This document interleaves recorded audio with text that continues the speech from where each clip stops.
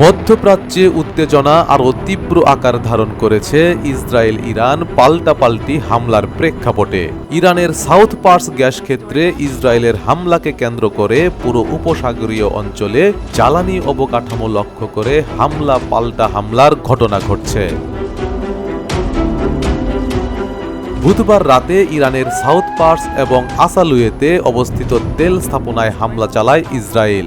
এর কিছুক্ষণ পরেই সৌদি আরব, সংযুক্ত আরব আমিরাত এবং কাতারের কয়েকটি তেল স্থাপনা খালি করার হুমকি দেয় ইরান।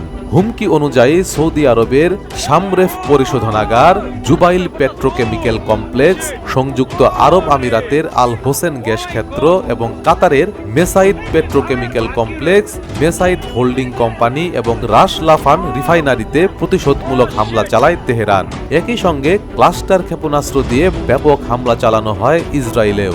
এতে মধ্যাঞ্চল এবং অধিকৃত পশ্চিম তীরের 4 জন নিহত হয়েছে।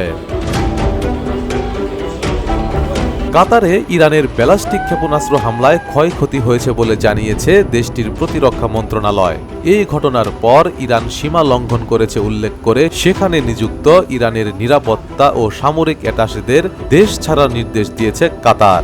ইরানি হামলার পর আবুধাবির হাবশান গ্যাস স্থাপনা বন্ধ করে দিয়েছে সংযুক্ত আরব আমিরাত। এছাড়া খোর ফাক্কান উপকূলের কাছে একটি জাহাজে ক্ষেপণাস্ত্রের আঘাতে অগ্নিকাণ্ডের ঘটনা ঘটেছে।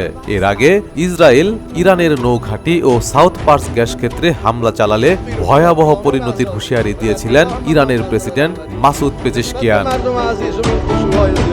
ইরানের উপর থেকে বিশ্বাস পুরোপুরি ভেঙে গেছে বলে মন্তব্য করেছেন সৌদি আরবের পররাষ্ট্রমন্ত্রী প্রিন্স ফয়সাল বিন ফরহাদ। বৃহস্পতিবার একাধিক দেশের পররাষ্ট্রমন্ত্রীদের সঙ্গে বৈঠকের সময় রাজধানী রিয়াদে হামলা চালায় তেহরান। এরপর তিনি সতর্ক করে বলেন, ইরান হামলা বন্ধ না করলে এবার সামরিক পদক্ষেপেরও বিবেচনায় নিবে সৌদি সরকার। ইরান আঞ্চলিক দেশগুলোকে চাপ প্রয়োগ এবং ভয় দেখানোর চেষ্টা করছে বলেও অভিযোগ তার। এদিকে ইরানের জ্বালানি অবকাঠামোতে হামলা চালানোয় ইসরায়েলের প্রতি নিন্দা জানিয়েছেন মার্কিন প্রেসিডেন্ট ডোনাল্ড ট্রাম্প। এ সময় ইরানের গুরুত্বপূর্ণ গ্যাস ক্ষেত্রে ইসরায়েল আর হামলা চালাবে না বলে আশ্বস্ত করেন মার্কিন প্রেসিডেন্ট।